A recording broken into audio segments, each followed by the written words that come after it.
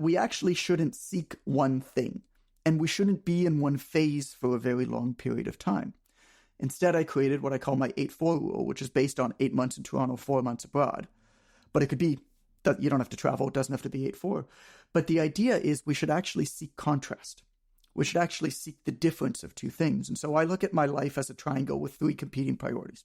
I think the process of becoming a better, more complete, more fulfilled, more purpose-driven human is actually the process of thickening one arm of that triangle at any given time. Can't be contained.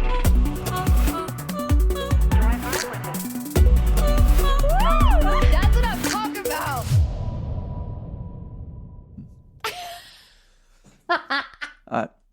We are live at the Can't Be Contained studio. We are now both live.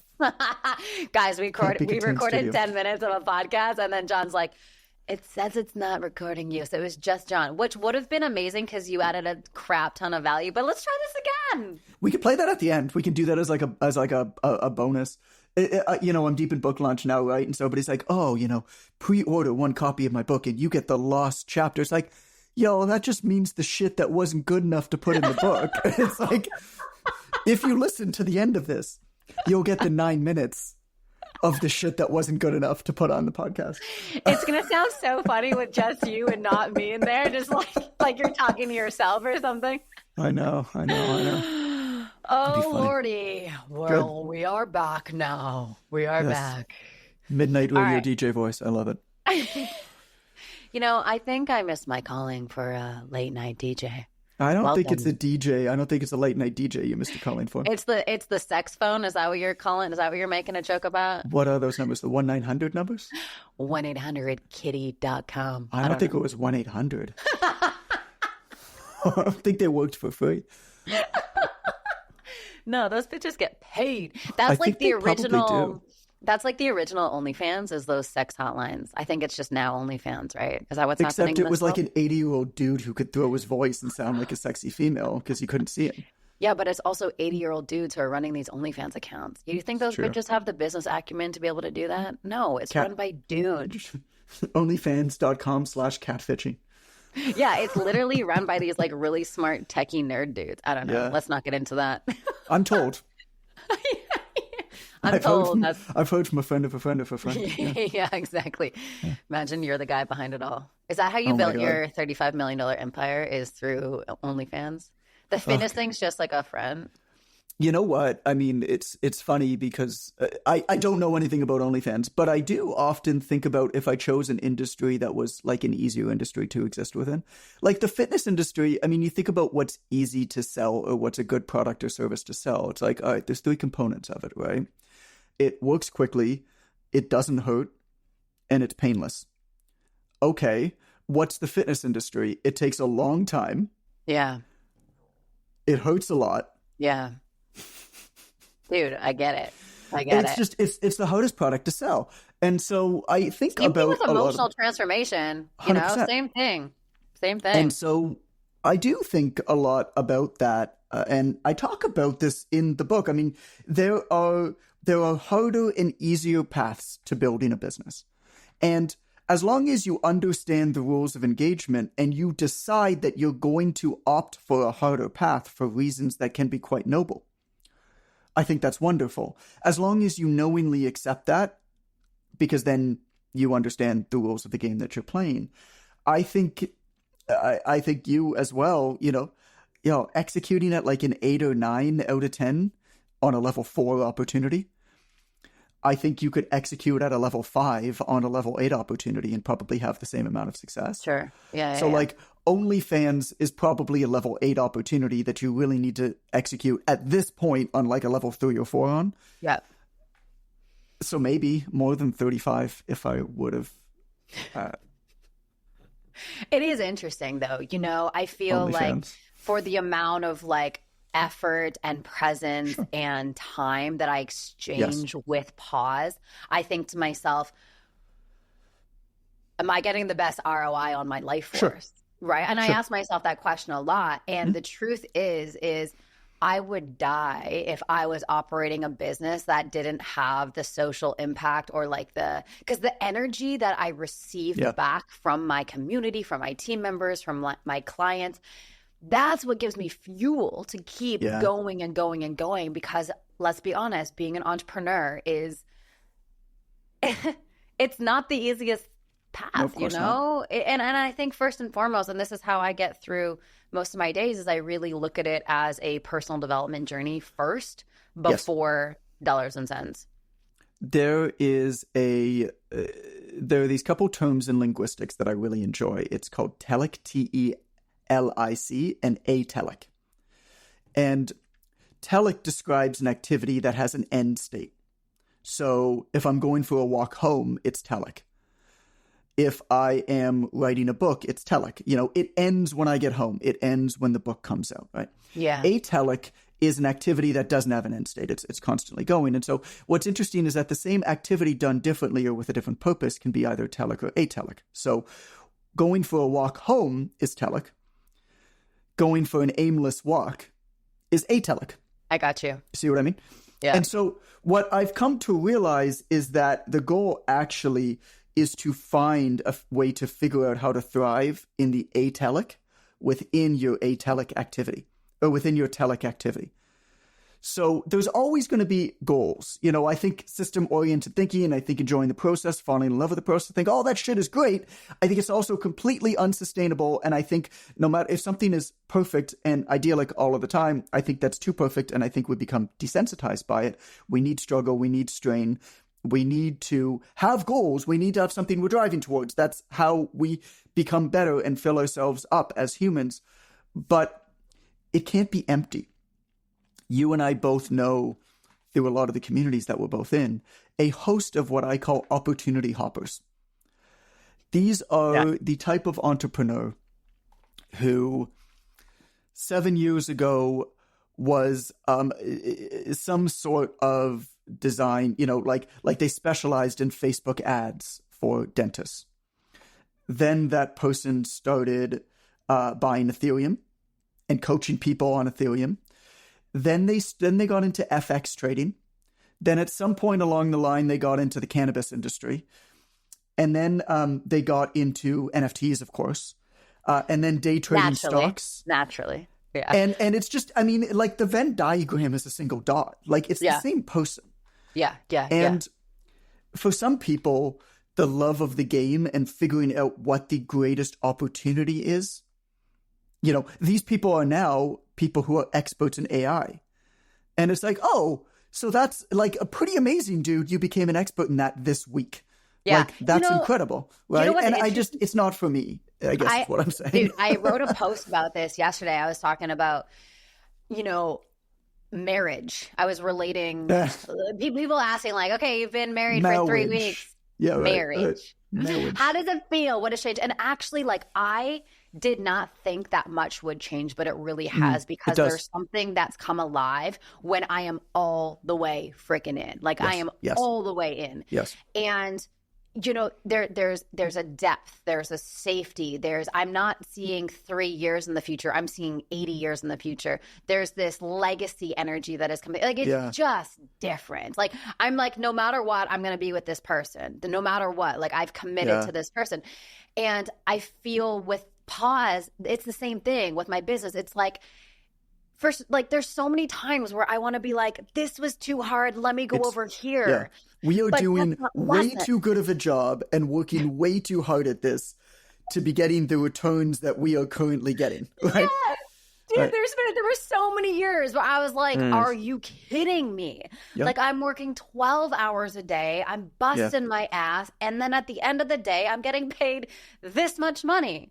Like, I could go, but anyway, I knew wisdom, the wisdom of my body was like, no, go all the way in for a long ass time, play the infinite game, because you're going to win. And that's just like, I mean, that's the game you've played. I've known you for 12 years now. Yeah. And that's the game you've played. That's the game I've chosen to play. And I wouldn't have it any other way. I wouldn't have it any other way. There's a word, by the way, to describe what you're describing. What is that? You've probably heard of it before. The word is love. Oh. That's commitment. That is saying, I'm locking myself in. There's no way out. Yeah. If you ever decide to have a child, wait until the feeling that you feel when you have a child. It is indescribable. There's a saying I like, which is the greatest gift that God ever gave people who don't have kids is they don't know what they're missing. You can't describe it. You can't possibly communicate to anybody else what it feels like. It is, and what you're describing with your now husband, of course, but what you're also describing with your business, it's love. It really is. And that's what makes it so special. And being all in is a part of that. Dude. Right? Being all in is a part of that. Even when it's inconvenient. Even when it's inconvenient. I mean, that's not to say that you should never quit. I think I like a lot of the work that comes out on quit, with Annie Duke wrote a great book about it. I think there's a lot that we can learn from poker and decision making. A lot of the Maria Konnikova wrote a great book on decision making with poker. Annie Duke, obviously, with quit. Two great ones. And I think you should know when to quit, of course. But this is providing you a good enough living. And that's a lot of what the Obvious Choice book is about. Yes, there is probably a better way. I understand that. I appreciate that. But if my way is good enough, isn't that great? Like, what are we doing here? Mm-hmm. Why are we doing this? To show up more for the people that we love, right? To be able to do the work that we love that matters, to be able to go to bed tired, yet not exhausted. Ready for sleep, but excited to wake up again and do it again. At a certain point, like, this is obviously a state that some people are in, some people aren't in, but like, if I've got 37 plates of pasta in front of me, I don't need a 38th. Right. It kind of just becomes a game where you're trying to outplay other people who you happen to be close with. We only compare ourselves to our neighbors. Colleagues compare themselves to colleagues. You only compare yourself to people in your little bubble. And the minute that you become at the top of your bubble, you're going to enter into another bubble with more people to compare yourself to. And so why are you playing that game? I think we can exit it and play our own. So talk to me more about that. Eric and I have been really, really focused recently on the games that both of us want to play and the returns that we want to play. And, if we don't define our priorities, if we don't get so clear on what it is we actually need to be happy, fulfilled, and live lives of joy, then the mind will just go, oh, what are they doing? And what are they doing? Should I be doing more of that? Yeah. Should I be doing less of that? And in my experience, what's been so useful and helpful for me over the last couple of years is shutting down the entire world and just constantly asking myself, what is it that I actually want?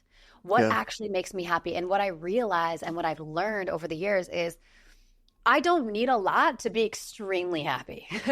Like I don't need a lot. So my question to you is like, when I look at your life, I look at your family, I look at your business, you and I have been friends for about 12 years now. I feel like you are just you play by your own rules, you play your own game. And my assumption of you is you don't get distracted by shiny balls. So can you talk to us a little bit about what do you believe to be true about yourself in the world to get you into that place? If that's even true, I'm making an assumption. I have always been gloriously disagreeable. Even from when I was young, and my oldest son gets it for me. And, it's like, careful what you wish for, right? We named the kid Calvin after Calvin and Hobbes. So careful what you wish for. That was your fault. 100% my fault.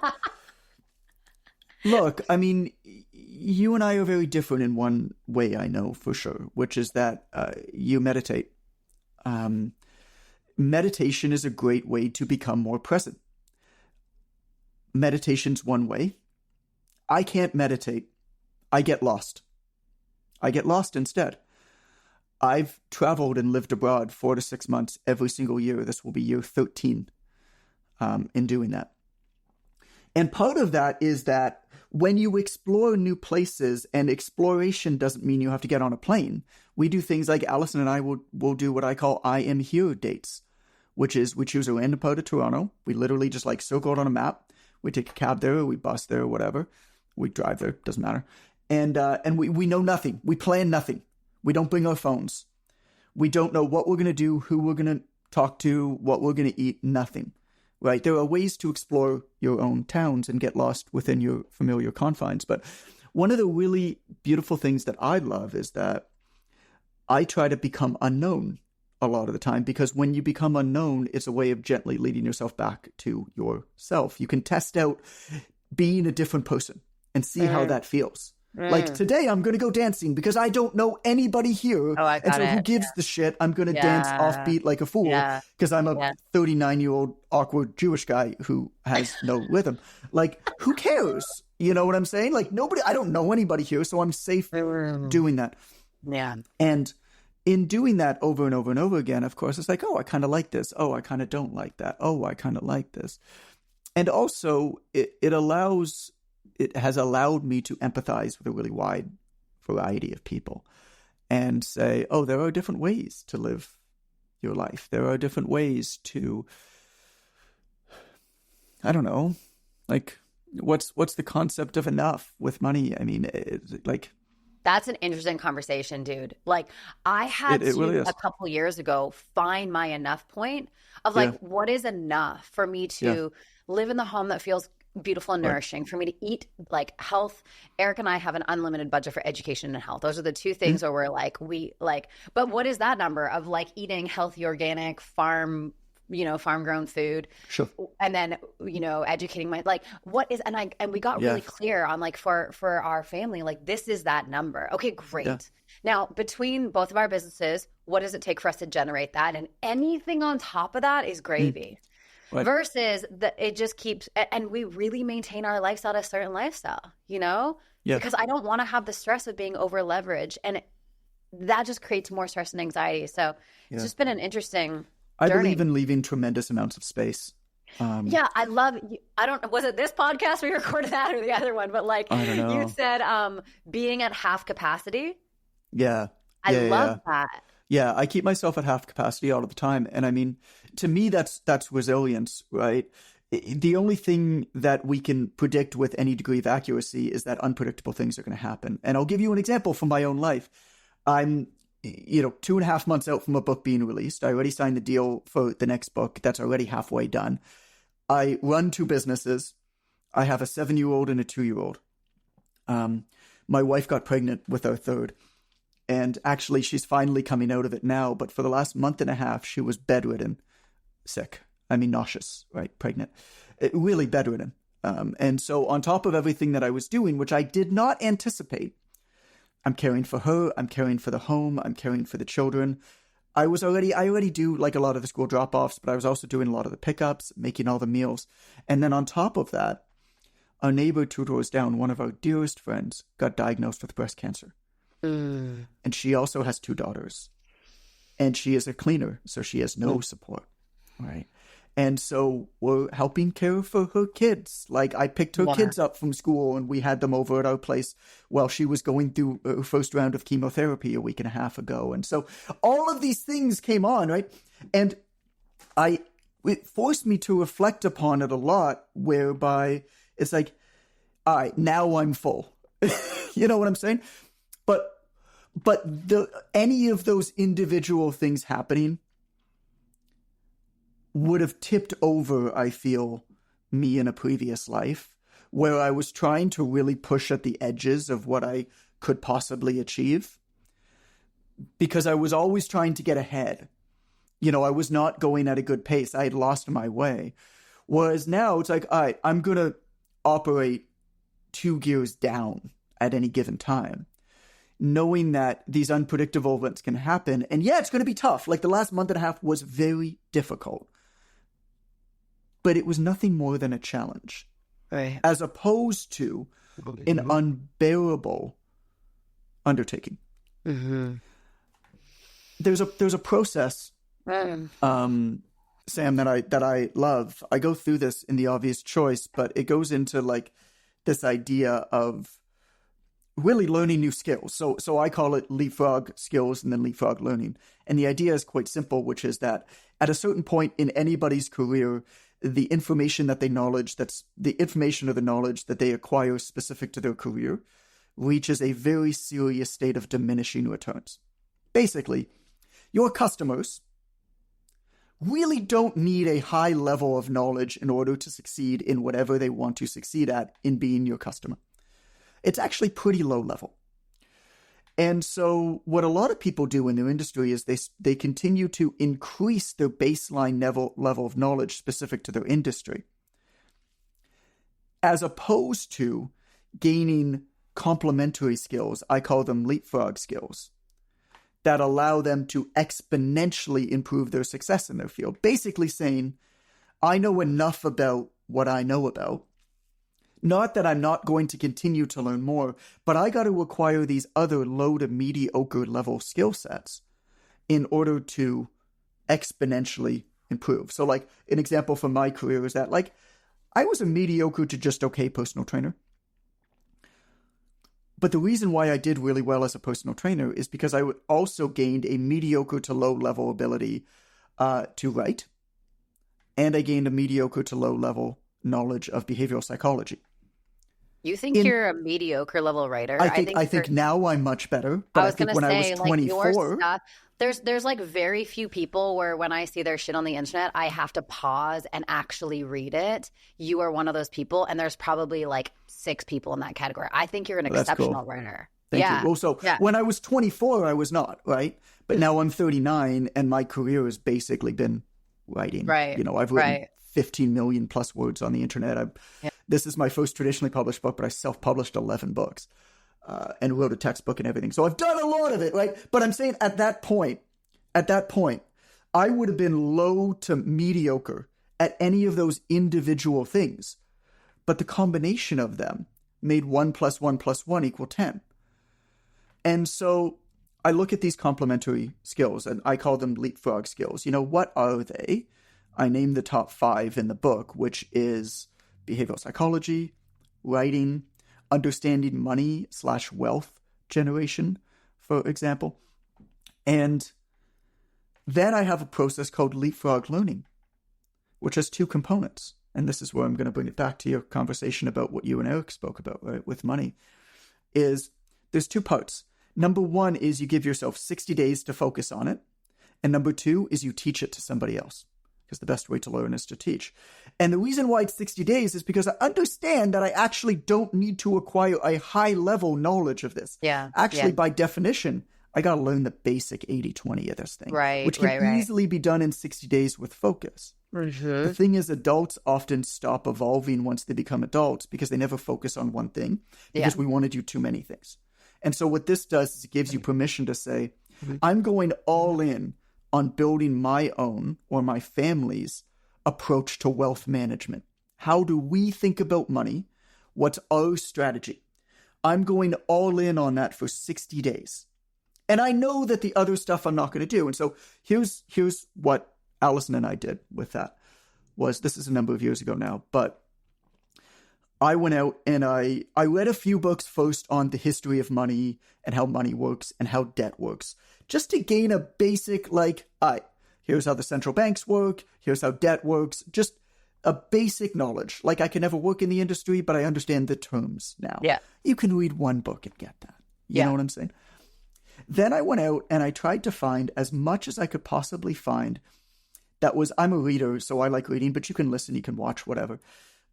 From people who work in the financial industries, who give accurate accounts of what they actually do with their own money.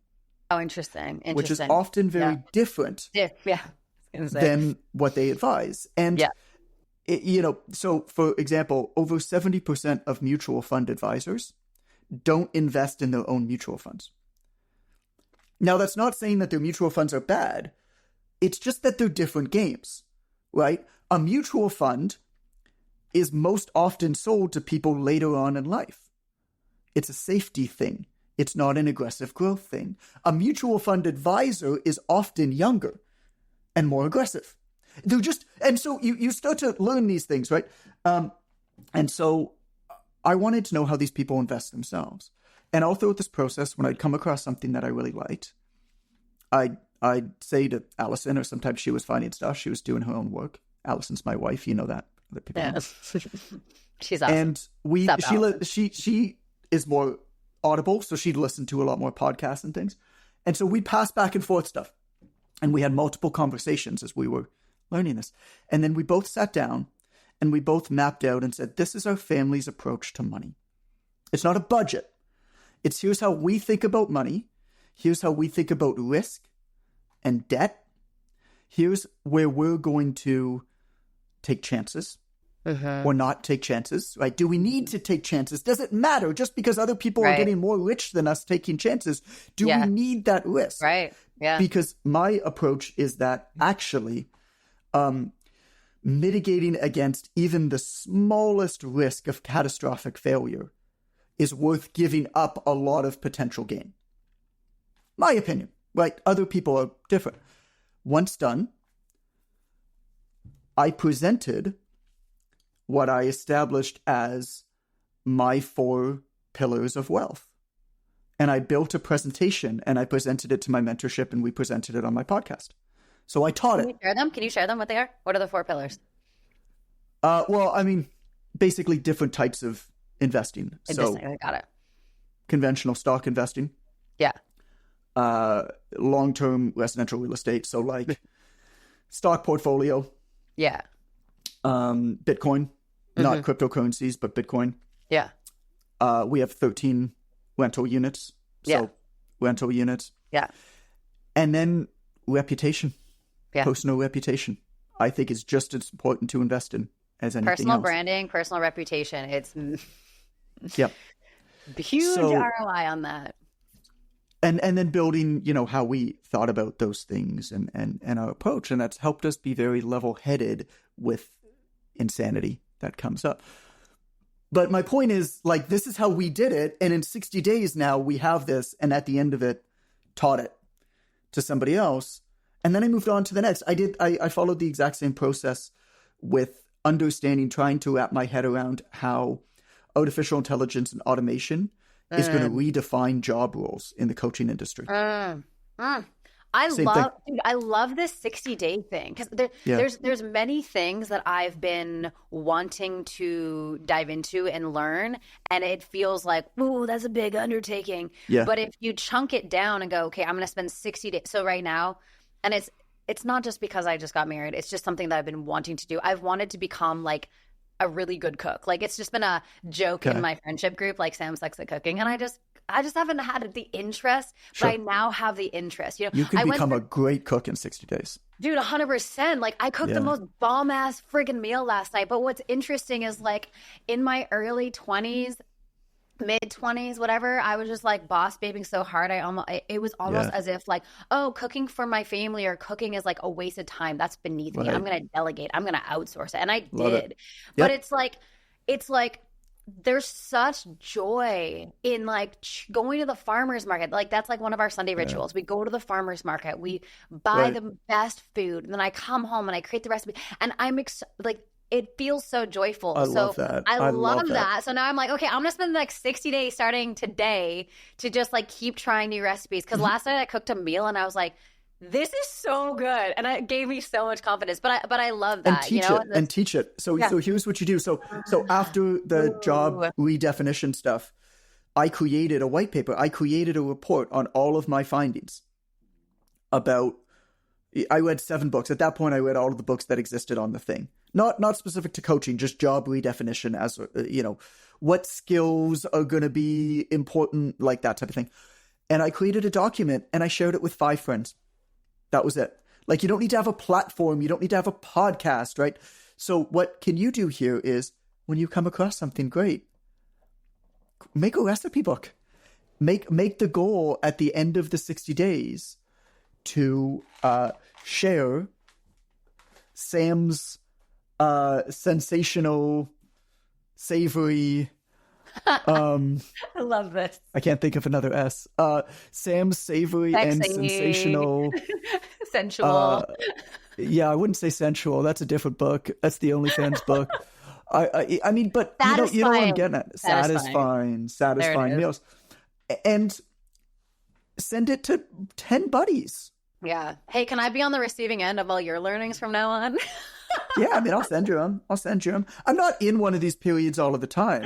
Yeah. What I am in all of the time, though, was a period of, aggression on one thing. So this is not the obvious choice. Wait, this is actually aggression on one thing?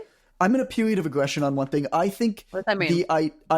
I really fight back on the idea of the way to improve and have a good life and become successful is slow, marginal 1% gains. I think that that's complete and utter fucking bullshit. I think that that's really, really good on a spreadsheet. I think that really doesn't work for humans. And the reason for that is this entire idea that humans should fall in love with boredom in order to be successful is great. I love it in theory. I used to tweet that shit, right? And then I started doing it and I was like, yo, I don't want to be bored. This kind of sucks.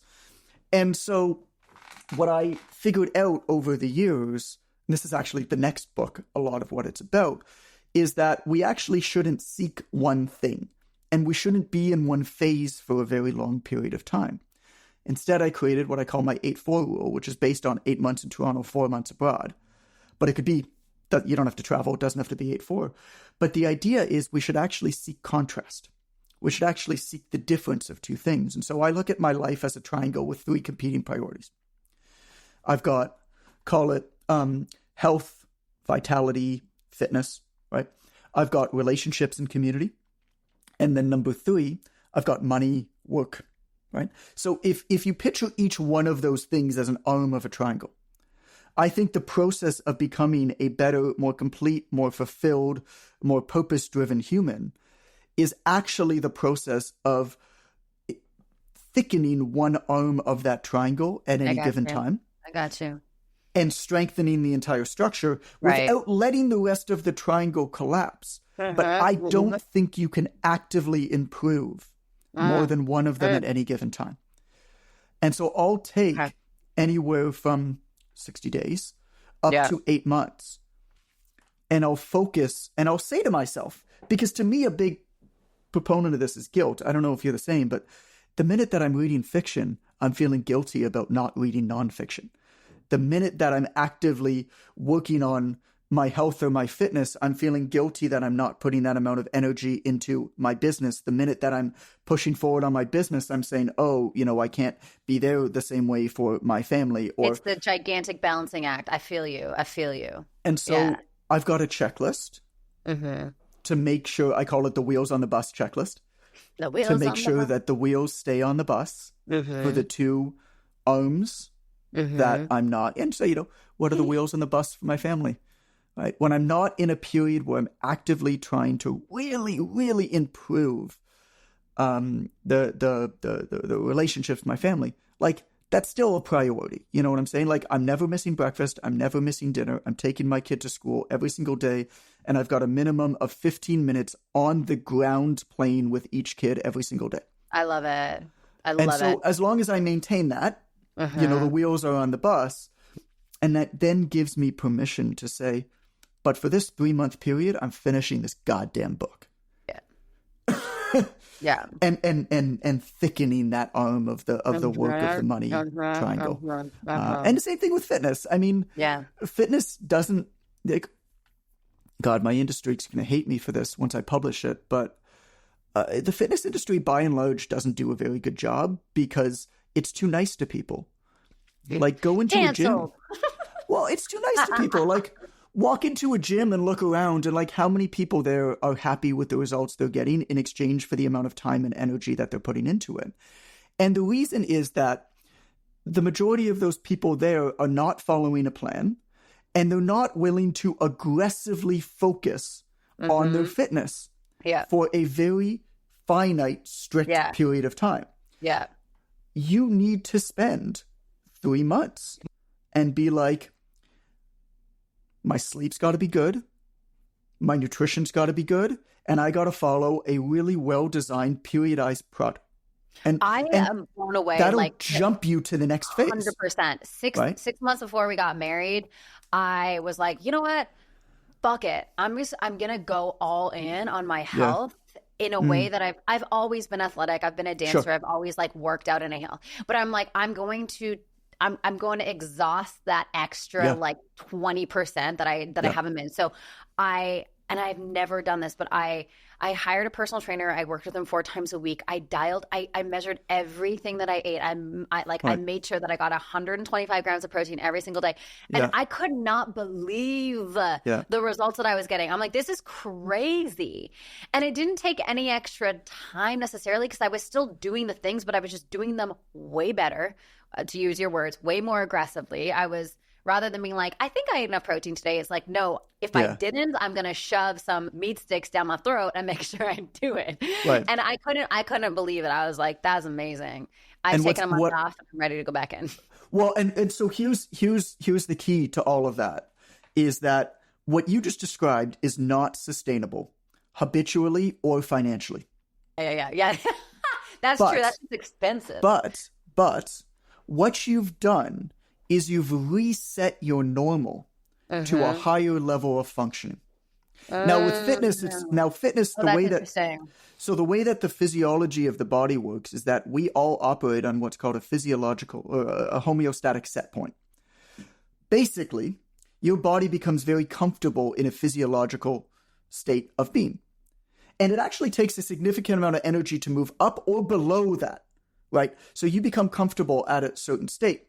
Now, I believe that our business and our family actually works the same way, where we can actually reset our baseline level of functioning. With the body, though, it's even more specific because the muscle cells are very specific and they're different than any other cell in the body in that a muscle cell is multinucleated. So as you work out, as you do resistance training, you actually insert new nuclei into your muscle cell. Those muscles start to grow. Say that word again, multinuclei? Multinucleated. So like a nucleus, right? Okay. Like just basically a data cell. Like you insert that into your muscle cell. No other cell in the body has more than one nucleus other than muscle cells. And muscle cells gain more as you train them. Now, here's the interesting part. They'll also grow, of course, as you're working out more. If you stop working out, your muscles shrink, but the nuclei stay there. Which means that then if you restart again after a period of inactivity, the data, the information within your muscles from that aggressive period you've already undergone is still there, which means that it comes back way faster. Interesting. This is why before and after photos are usually junk, by the way. Because very often when you see a before and after photo of a program, it's somebody who was in great shape, then fell out of shape, and then it's going to be way easier for them to get back in great shape because they've already been there. But the reason that I bring this up is what you did is not sustainable habitually or financially. But you reset your body's normal. You reset yourself to a higher state of functioning. We can do that professionally. We can do that personally. We can do that physically. It all works the same way because what you do is you embed the habits of a person who does that. And also you begin to self-identify as a type of person who functions at this higher state. Once somebody has a great business, like not like a bullshit I got lucky business, but like once somebody has a great business, even if things don't go right for them, you can bet on that person to build it back up. For sure, 100%. And I've seen that happen with so many people. It's a confidence thing. It's an identity thing. Yes. It's a self-belief thing. Yes. So 100%. That's why I'm so obsessive about this idea of, aggressively pursue something, reset your body's level of normal to a higher state. And then you can chill out for a little bit. You don't always need to be in a period of aggressive growth on any of those arms. You could be in wheels on the bus in all of them at one point in time, right? Waiting for your next leg up. But I like that 1% better graph chart. I get the math. Humans don't operate that way. Yeah, people give up before they get to that to the inflection point. Yeah, 100%. Yeah, that's why like the Kaizen concept, like that Japanese terminology of like just continual, it's like I get it. Yeah. And like when I sprint, I sprint. And when Yeah. I like relax Right. in a certain area, I relax. It sells a lot of books. Yeah. But I mean, you know, there's Good in theory. well, it's good in theory, and it does help some people. Obviously, it wouldn't sell a lot of books, but and maybe it works for some people, you know. But I think the idea is more sticky than what it actually does for you. And so, I like the idea of aggressive growth for sure. But more than anything else, I like how much this gives me permission as an adult to focus. I mean, one of the things I've noticed with a lot of my friends and people I'm close to is, and I fall into this rut too, is that something happens in your 30s and 40s and 50s, which is that humans kind of stop evolving. We kind of just get busy. We become more and more specified in our work, you know, like as we get more successful in our careers, or even just deeper into our careers, we just become more and more specified. And so we become less engaged with other stuff and other people who are different than us as we get those ages. And then something happens as we become much older in our 70s and 80s, where mortality starts to kick in, and it's called, you know, young bull, old bear. You know, you start to become, older people start to notice stuff like my 78-year-old, and they start to be willing to experience things again. My 78-year-old mother-in-law last winter in Nicaragua decided to get a tattoo over the course of her entire back. It's a phoenix rising out of the ashes. Are you serious? No shit. Little Chinese lady, like 5 feet. And she was going to a hair. We were living in Nicaragua. We were living in San Juan del Sur. She was with us. And she was going for a hair appointment, and she couldn't find it. And so she asked this guy on the street, tattooed all over his face, no shoes. He was wearing socks. And he walked her over to it. She learned that he had just gotten out of jail recently, and he's a tattooist. And she liked his energy. And so... that's a great story, dude. That's so now she has great. this big tattoo across her back. There's so much I love about that story. But why do we wait? You know what I'm saying? So all that I'm trying to do is, with the energy of a young bull, I kind of want the approach to life of an old bear. Yeah. And trying to maintain that. Good. That's good. That is good. Yeah. Oh, I love that. I love that. Well, we recorded this story on the podcast that will be the bonus podcast that people might not ever hear. What's that? I was saying how, like, I love our origin story of you were the first person on the internet that paid me to do work. I know, it's so funny. It's great. It's great. You guys, I was working at the Keg in Yaletown serving steaks, and I pitched John to write for his online fitness platform. And this is when I was like thinking that it wasn't online fitness. It was just for fitness. It wasn't online at that point, but yeah. Oh yeah. It's for personal trainers. Yeah. Oh yeah, that's right. Back in the day. Yeah. And I got paid $150 to write this article, and I thought to myself, holy crap. 150 US. Yeah, 150 US. And I was in Canada. I was like, that's more than what I get paid to work at the Keg in Yaletown. And it like there was something that happened in my neurobiology, my perspective of the world to be like, it's possible to do shit on the internet. And like, I feel like that was like such a spark moment for me, because right after that, I started Hungry for Happiness. You just started going. I love it. We started going. We never stopped. And here we are 12 years later. Here we are 12 years later. You're married. I got kids. I know. It's great. It's great. Life happens. It's great. Dude, life is so wild. But you know what I really appreciate about you, and I know a lot of this is in your book, The Obvious Choice, which congrats, by the way. Yeah, thank you. Let's freaking go. What I've always appreciated about you is the way in which you think about life and the intelligence that you bring to just life philosophy, if that makes any sense. I'm reading the book Principles by Ray Dalio right now, and a lot of what's in that book reminds me of you, actually. I'm like, oh yeah. So I'm so excited for this book. And a lot of the reason why I decided to traditionally publish and not self-publish, actually it came from Ray Dalio's approach. So when he looks at advice or who to follow, one of the things that he tries to identify is repeatability of success.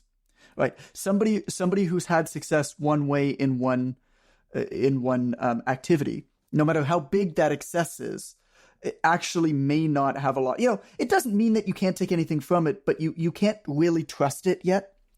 You actually need to look for repeatability of success. Somebody who's been able to be successful in different ways over a long enough time horizon. And like different verticals ways. As well, like health or money or I got you. Right. Okay.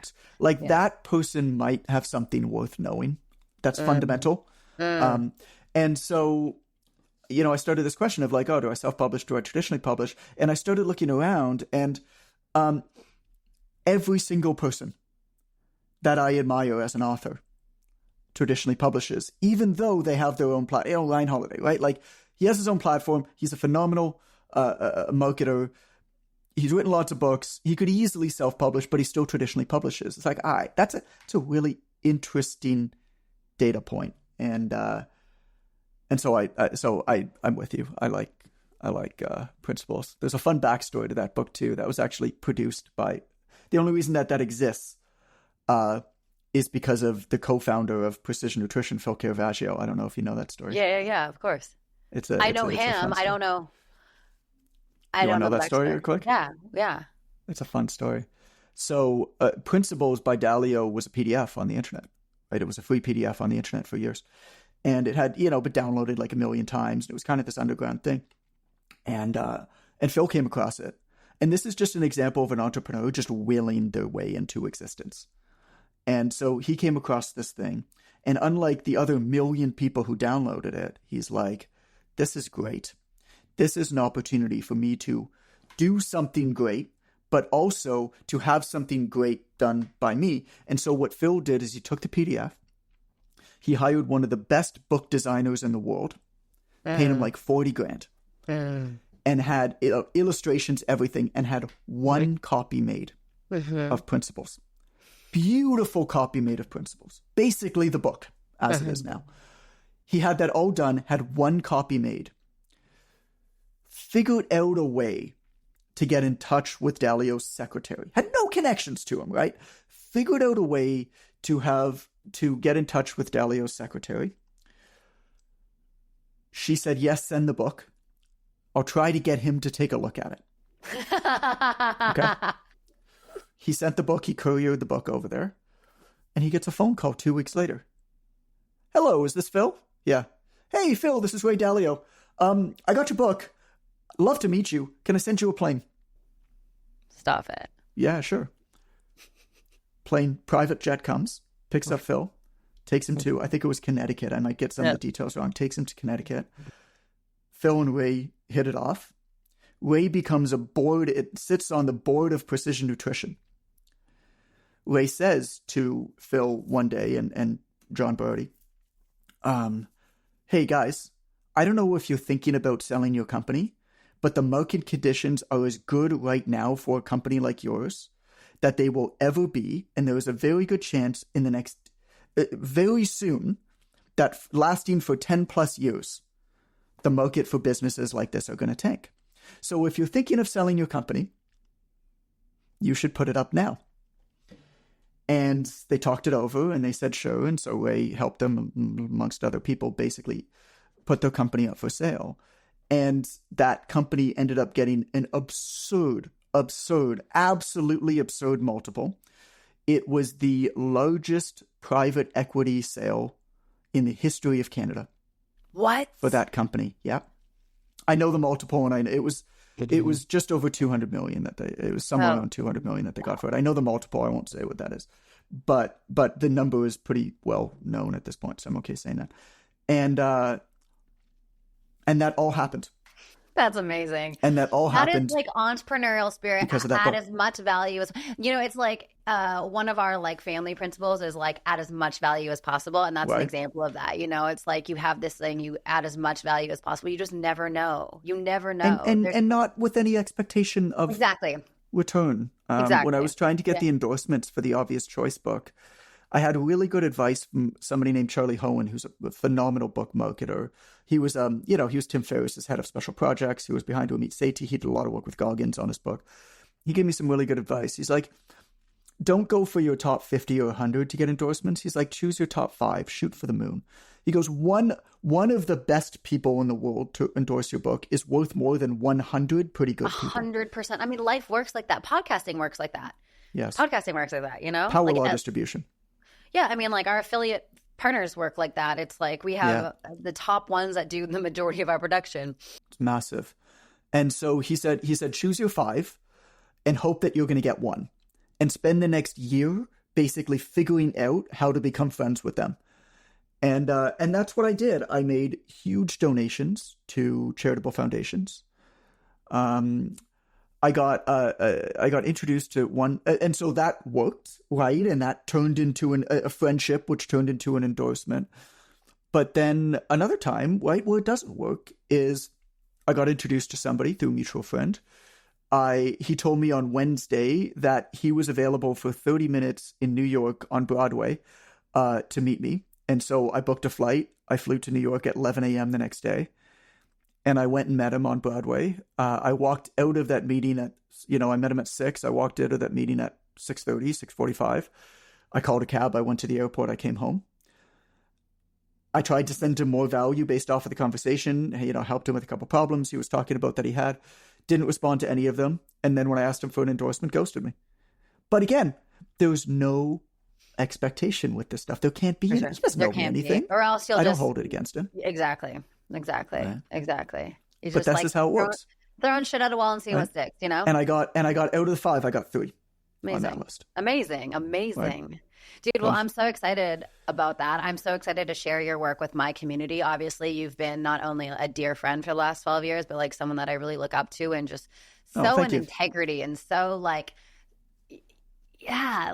rock solid integrity and just like a true like dedication to the mission. And I appreciate that and respect that big time. So it feels fun for me to share you with my peeps. So the obvious choice is John's new book. You can buy it wherever books are sold. Give us where else? Give us something else. You can buy the book wherever the books are sold. It's in Kindle and Audible and hardcover. And look, I'm going to make you a deal. I put my heart and soul into this thing. It is probably the best business book ever written. I'm not biased, but it really is phenomenal. I mean, the president of Shopify literally said every entrepreneur should have this book. And I'll make you a deal. Buy the book. And if you don't absolutely love it, you can message me on Twitter or Instagram. I'm at It's Coach Goodman. And I will refund you 100% of what you paid for the book. Nice. That's an irresistible offer. So check it out. Amazing. I love it. Well, I personally have learned a crap ton. That's a technical term from you over the last decade and a little bit. So I know this is going to be riddled with so much value and joy. So thanks for coming on. It's been epic getting to drop in with you again. Absolutely. Thanks, Sid. All right, guys. We'll see you soon. Bye for now. Can't be contained.